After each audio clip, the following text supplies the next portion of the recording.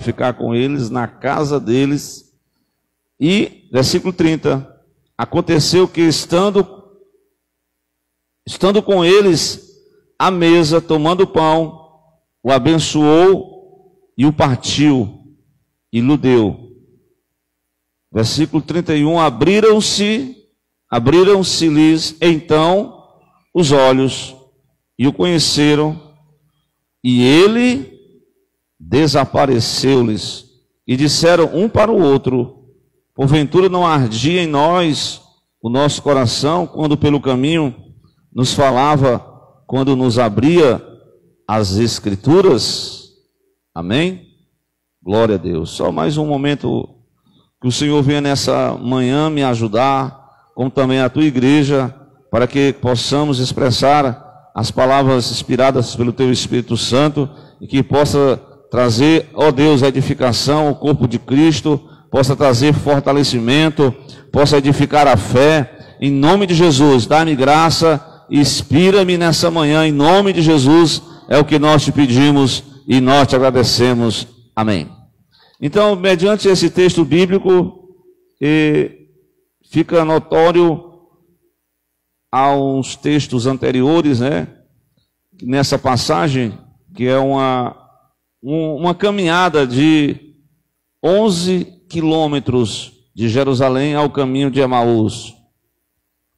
E os acontecimentos são bem conhecidos, né, em relação a tudo que aconteceu em Jerusalém naqueles dias, conforme o relato bíblico que eu poderia ler, o versículo 18, quando um daqueles moços responde para Jesus, cujo nome era Cleopas, e disse-lhes: tu és um peregrino?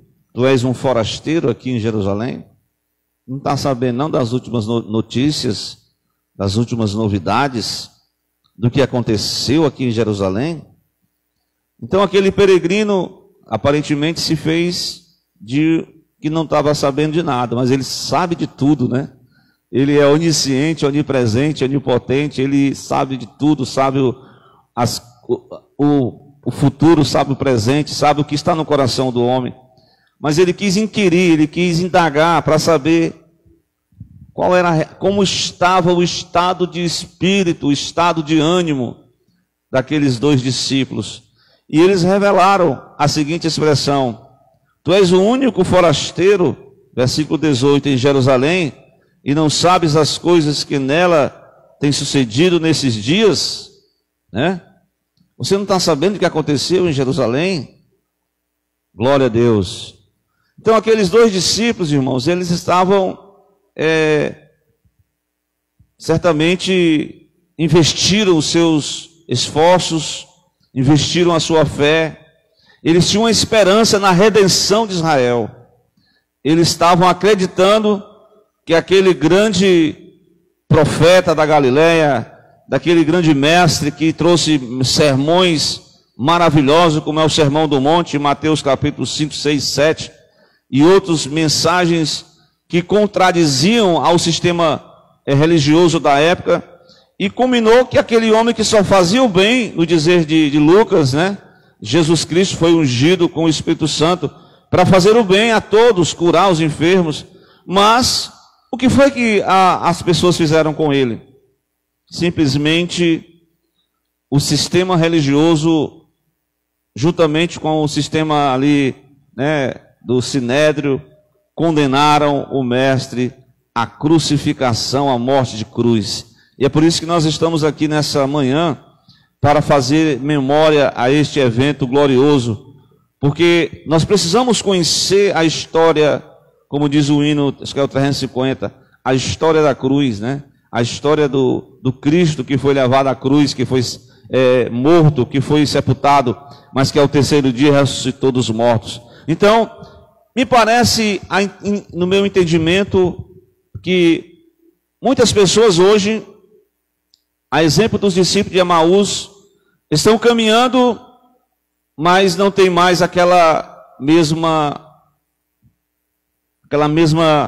fé, estão caminhando com Jesus, mas eles não estão conhecendo apenas parcialmente o Cristo crucificado, eu poderia dizer. Há um conhecimento parcial do Cristo. Note bem no versículo 18 que eu li, mas no versículo 19 ele vai responder. Jesus, é interessante que Jesus ele faz perguntas para os discípulos. Quais? O que vocês estão falando? Quais as coisas que aconteceram? E eles respondem aos que se dizem respeito a Jesus o Nazareno, que foi um profeta poderoso em obras e palavras diante de Deus e de todo o povo. Então ele começa a expressar a respeito do que os principais do sacerdote, versículo 20, e os nossos príncipes, que foram Pilatos, o entregaram à condenação de morte e o crucificaram.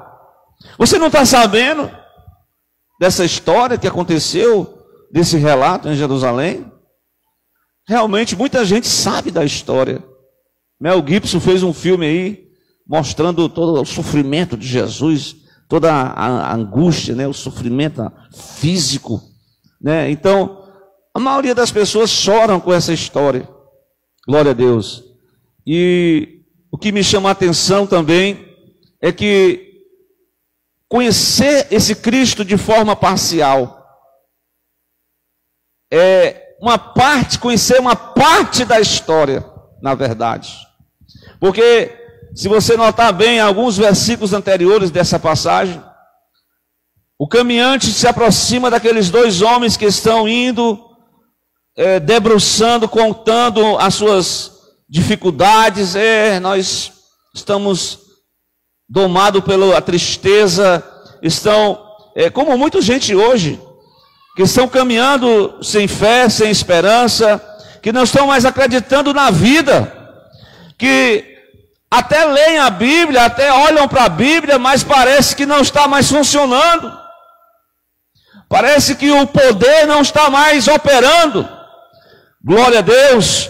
Mas eu acredito que o próprio Cristo, ele tem um interesse em cada pessoa. Por mais que você não esteja mais acreditando, por mais que você esteja desanimado, por mais que você não tenha mais força, por mais que as esperanças tenham ido embora, mas o próprio Cristo, ele não vai ao encontro de grandes multidões, ele se interessa individualmente por cada pessoa. Glória a Deus.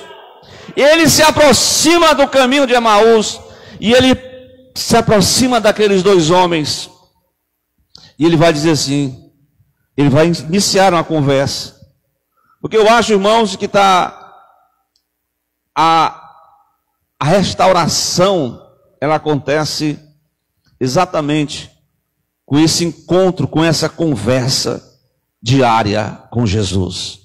Porque se a gente não conversar com esse mestre, os acontecimentos da história, a mortandade, as dificuldades, a economia, a beira do colapso, a situação de crise, a crise existencial, a crise psicológica, as forças estão faltando. Não parece, como eu preguei ontem, parece que não há mais esperança. Glória a Deus. E a palavra diz, em meio ao caos, há esperança sim para o seu futuro. Glória a Deus. Há uma esperança, nem tudo acabou, tenha calma. Creia nas promessas. Glória a Deus. Então, irmãos, o primeiro contato que os discípulos de Emaús têm com Jesus, no versículo 16, vocês devem conhecer bem. A imagem que fica na pessoa, quando a pessoa está num problema, é só ver, e só ficou a imagem do Cristo crucificado, todo dilacerado, todo ensanguentado, os soldados bateram no seu rosto, ele ficou, não havia parecer em formosura, nenhuma beleza víamos no dizer de Isaías. Então aquele homem estava ali sendo morto, e os discípulos ficaram com aquela imagem na cabeça. E agora, depois de tudo o que acontece, a história não termina na tumba, como eu até falei na última vez. A tumba ficou vazia, porque não teve oportunidade. Porque o que eu até posso fazer uma memória aqui, a pregação na quinta-feira. Ele desceu às partes mais baixas da terra. Ele pregou os espíritos em prisão. Ele levou cativo o cativeiro. Ele deu dons aos homens. Ele disse em Apocalipse: eu tenho em minhas mãos as chaves da morte e do inferno. Todo poder foi me dado nos céus e na terra. Então ele resolve o problema da humanidade, que era a questão da salvação. Agora o homem tem acesso à salvação. Agora o homem, se crê, verá a glória de Deus. Agora a pessoa humana, se realmente conhecer esse Cristo poderoso, ressuscitado, ele tem a oportunidade de ter a vida eterna na pessoa bendita de Jesus. Glória a Deus. Então, irmãos, os olhos deles estavam fechados. Quantas vezes nós estamos assim na caminhada, nós só estamos conseguindo enxergar as dificuldades. E Cristo vem ao encontro. Não importa o estado de espírito que você esteja, Ele está caminhando com você. Eu estou convosco todos os dias, até a consumação do século. Então você não está nem percebendo, mas Ele está do teu lado aí, glória a Deus. Você nem sabe de nada, mas Ele está dizendo: o valente, glória a Deus, eu entrarei contigo nessa peleja. Você não vai precisar lutar, eu lutarei por você, glória a Deus. Mas é preciso restaurar o ânimo dos discípulos. E aqui os discípulos estavam meio sem entender.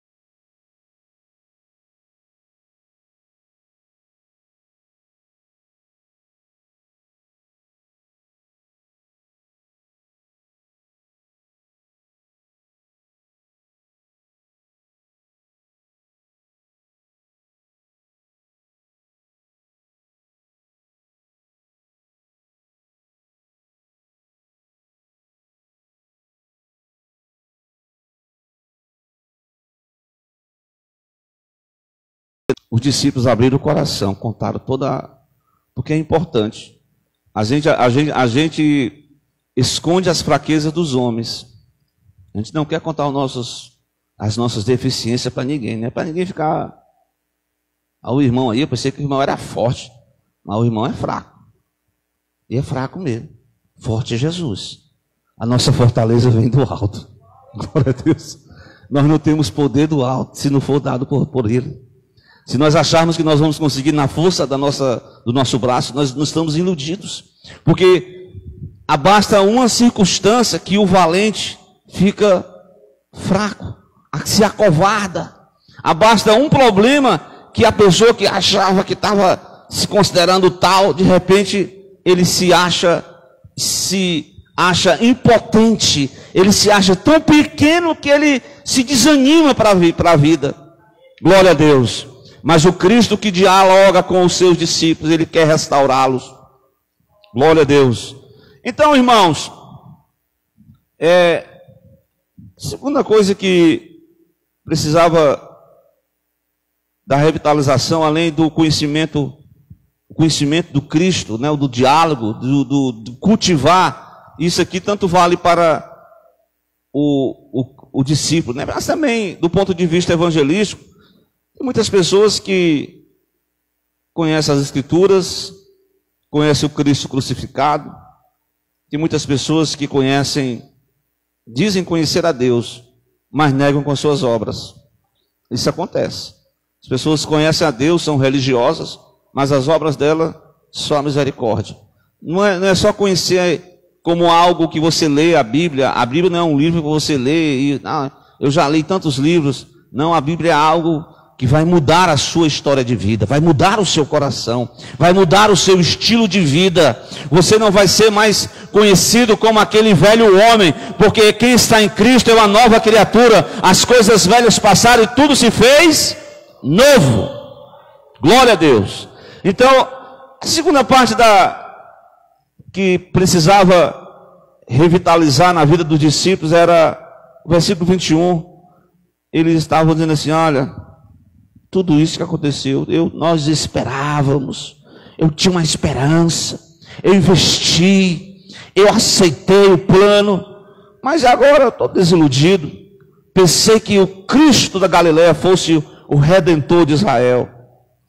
Muitas pessoas esperam que Deus faça algo segundo o ponto de vista dela, porque se a gente for analisar o texto, eles estavam esperando uma redenção política, uma redenção econômica, uma redenção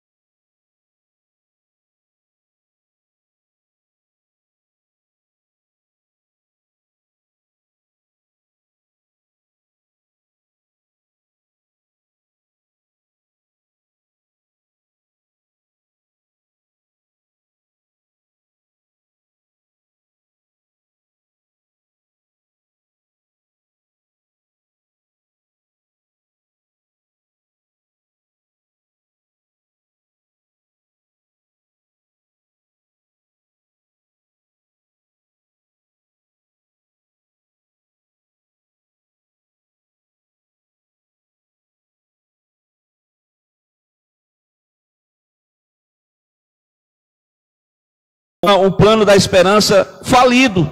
Deus é aquele que restaura as forças, é aquele que restaura as esperanças. Glória a Deus. Até falando ontem, eu vi naquela mensagem que o povo estava desesperado da vida. E o Senhor disse: há esperança para o teu futuro. No capítulo 32 de Jeremias, quando Jeremias recebe uma incumbência de comprar um terreno. Compra o terreno, Jeremias. 32 Jeremias. Lá na cidade de Anatote, que era a cidade sacerdotal dele.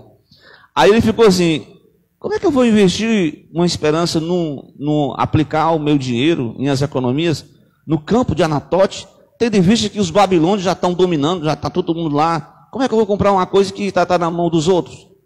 Aí a mensagem é o seguinte: não se preocupe. O que aparentemente hoje pode parecer perdido, futuramente, Anatote será uma cidade de sacerdote. Eles virão, eles investirão, o povo restaurará Anatote, a cidade vai ter a aplicação, você vai ter rendimento com essa aplicação. Então a mensagem da compra do terreno em Anatote representava que Jeremias era uma compra, era algo normal da vida, mas era algo profético. Glória a Deus. Deus estava dizendo: ainda haverá plantação, ainda haverá vida nova, ainda haverá restauração, ainda haverá libertação, ainda, Deus disse: Deus, não perca a sua esperança, Jeremias, glória a Deus, porque aquele que fez a promessa, ele certamente cumprirá. Glória a Deus. Por isso, irmãos, apóstolo Paulo diz: que nós não podemos, nós temos que cultivar a fé, né? A esperança e o amor. Glória a Deus.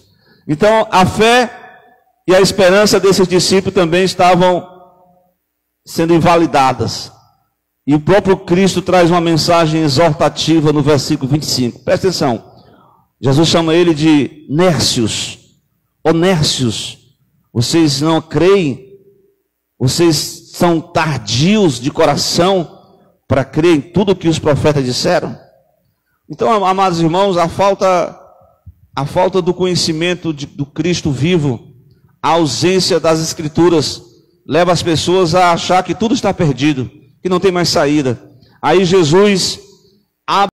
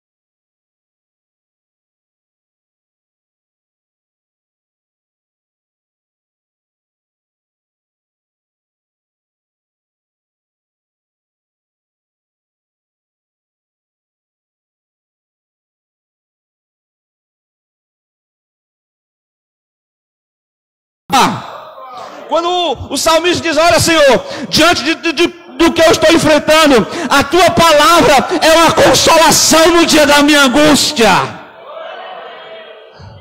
A tua palavra é a minha consolação em meio à angústia. Em meio à tormenta, a tua palavra é a minha consolação. Glória a Deus. Irmãos, só a palavra.